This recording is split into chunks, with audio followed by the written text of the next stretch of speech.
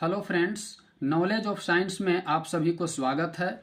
Knowledge of science के इस video में आज हम जीव विज्ञान की बहुत ही महत्वपूर्ण टॉपिक वर्गीकी पर चर्चा करेंगे। तो आइए देखते हैं वर्गीकी के संदर्भ में क्या कहा जा रहा है।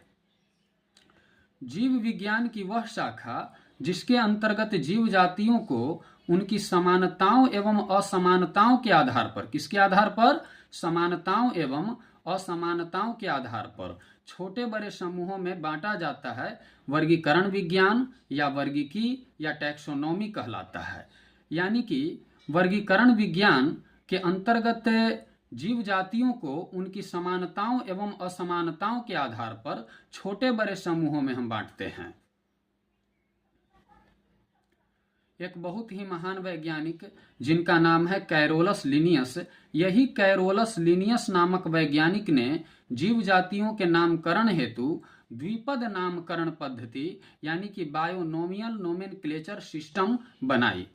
किसने बायोनोमियल नोमेनक्लेचर सिस्टम बनाई? तो वो है कैरोलस लिनियस। उनका क्या नाम है? Carolus Linnaeus. उन्हें आधुनिक वर्गीकरण का पिता यानी कि फादर ऑफ मॉडर्न टैक्सोनॉमी कहा जाता है।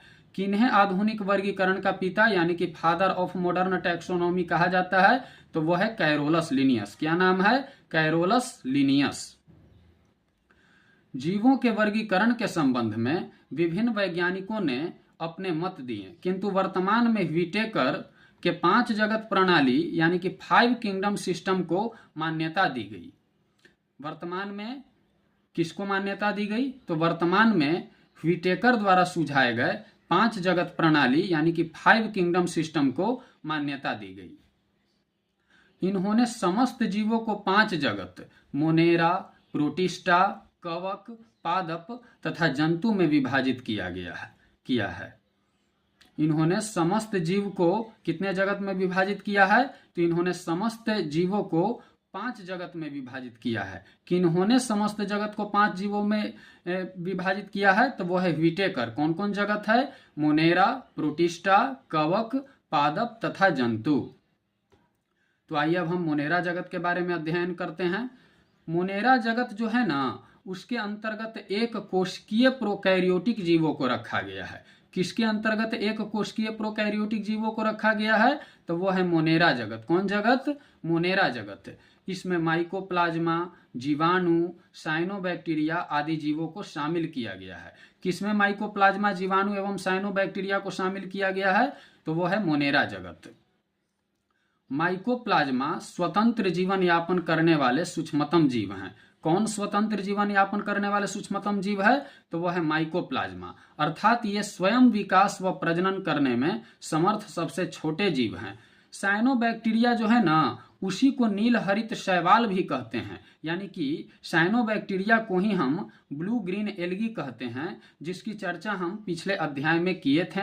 और उसी ब्लू ग्रीन एल्गी के बारे में हम बताए थे कि यही ब्लू ग्रीन एल्गी जो है वो सबसे पहले यानी कि पृथ्वी की उत्पत्ति जिस वर्ष हुई थी यानी कि 2 अरब वर्ष पहले समुद्र में यही नील हरित शैवाल पनपा था, जो प्रकाश संश्लेषण के द्वारा अपना भोजन बनाने के दरमियान ऑक्सीजन मुक्त करता था।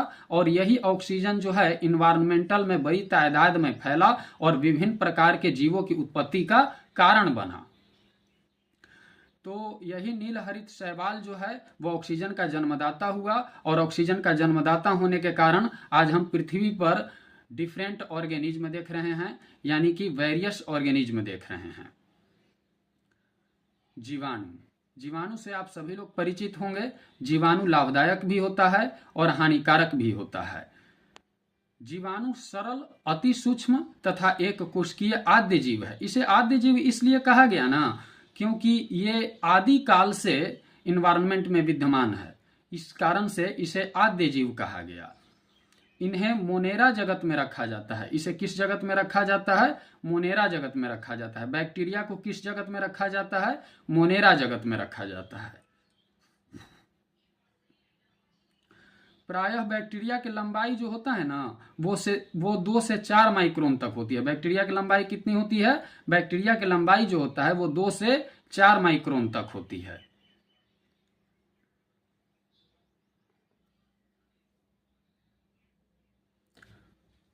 बैक्टीरिया को कंपाउंड माइक्रोस्कोप द्वारा देखा जा सकता है। बैक्टीरिया को किसके द्वारा देखा जा सकता है? बैक्टीरिया को कंपाउंड माइक्रोस्कोप द्वारा देखा जा सकता है। ये मानव के लिए लाभदायक एवं हानिकारक दोनों हो सकते हैं। पोषण के आधार पर जीवाणु परपोषी यानी कि हेट्रोट्रोफिक तथा स्वपोषी यानी कि ऑटोट्रोफिक होते हैं। पोषण के आधार पर जीवाणु कितने प्रकार के होते हैं? तो पोषण के आधार पर जीवाणु 2 प्रकार के होते हैं, परपोषी यानी कि हेट्रोट्रोफिक तथा स्वपोषी यानी कि ऑटोट्रोफिक। स्वपोषित जीवाणु भी है ना, इनको भी 2 प्रकार होते हैं। स्वपोषित जीवाणु को पुनः कितने भागों में बांटा गया है? 2 भागों में बांटा गया है। पहला प्रकाश संश्लेषी और दूसरा रसायन संश्लेषी। आर्की बैक्टीरिया के लक्षण सामान्य जीवाणुओं से भिन्न होते हैं। आर्की बैक्टीरिया जो है ना, उनकी लक्षण सामान्य जीवाणुओं से क्या होते हैं? भिन्न होते हैं। इसके मिथेनोजेंस समूह अवायवीय होते हैं तथा ये दलदल वाले स्थानों एवं पशुओं के रुमेन में पाए जाते हैं। ये कहाँ कहाँ पाए जाते हैं? ये दलदल वाले स्थानों एवं पशुओं के रुमेन में पाए जाते हैं। इनका उपयोग मीथेन के उत्पादन में होता है। मीथेन के उत्पादन में किनका उपयोग होता है? तो वो बैक्टीरिया का उपयोग होता है। फलीदार पादपों की जड़ों में मौजूद गांठों यानी कि नोड्यूल्स में पाए जाने वाले जीवाणु राइजोबियम सहजीविता प्रदर्शित करते हैं। सहजीविता कौन जीवाणु प्रदर्शित करते हैं? तो सहजीविता जो है वो फलीदार पादपों की जड़ों में पाए जाने वाले यानी कि उनके जड़ों में जो गांठ मौजूद होते हैं, जिसको इंग्लिश में नोड्यूल्स कहा जाता है, उसमें पाए जाने वाले जीवाणु जिसको राइजोबियम कहा जाता है, वो सहजीविता को प्रदर्शित करते हैं। आइए अब हम प्रोटिस्टा जगत के बारे में अध्ययन करते हैं। प्रोटिस्टा जगत के अंतर्गत एक कोशिकीय यूकैरियोटिक जीवों को रखा गया है। प्रोटिस्टा जगत के अंतर्गत किस प्रकार के जीवों को रखा गया है? तो प्रोटिस्टा जगत के अंतर्गत एक कोशिकीय यूकैरियोटिक जीवों को रखा गया है। जीव 2 प्रकार के होते हैं, यूकैरियोटिक जीव और प्रोकैरियोटिक जीव। इसमें अधिकांश शैवाल तथा संघ प्रोटोजोआ के जीव शामिल है। प्रोटिस्टा जगत में किस प्रकार के जीव शामिल है? तो प्रोटिस्टा जगत में अधिकांश शैवाल तथा संघ प्रोटोजोआ के जीव शामिल हैं। शैवाल जिसको एल्गी कहा जाता है, ये पर्णहरिम युक्त यानी कि क्लोरोफिलस संवहन उत्तक रहित यानी कि नॉन वैस्कुलर थैलोफाइट्स हैं। शैवाल जो है ना, वो पर्णहरिम युक्त संवहन उत्तक रहित थैलोफाइट्स हैं। इसमें वास्तविक जड़, तना तथा पत्तियों का अभाव होता है। किसमें वास्तविक जड़, तना तथा पत्तियों का अभाव होता है? तो वह है थैलोफाइट्स। ये प्रकाश संश्लेषण की क्रिया द्वारा भोजन का निर्माण करते हैं। ये अपना भोजन का निर्माण किस क्रिया द्वारा करते हैं? तो ये अपना भोजन का निर्माण प्रकाश संश्लेषण की क्रिया द्वारा करते हैं, अर्थात स्वपोषी यानी कि ऑटोट्रॉफिक होते हैं। ये अधिकांशतः जलीय होते हैं। ये अधिकांशतः क्या होते हैं?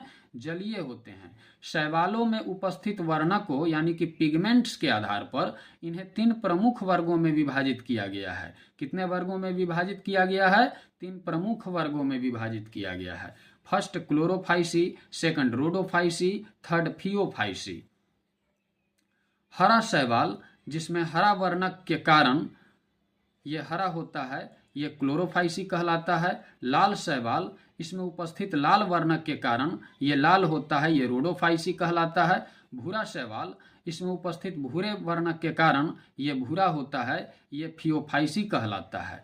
उल्लेखनीय है कि शैवालों के अध्ययन को फाइकोलॉजी कहते हैं। फाइकोलॉजी किसके अध्ययन को कहा जाता है? तो वो शैवालों के अध्ययन को कहा जाता है।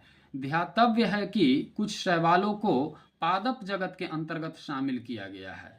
पादप जगत के अंतर्गत किसको शामिल किया गया है? कुछ शैवालों को शामिल किया गया है। आइए अब हम कवक यानी कि फंगी पर प्रकाश डालते हैं। कवक पर्णहरिम रहित, पर्णहरिम रहित कहे के मतलब है कि जिसमें क्लोरोफिल नहीं पाया जाता है।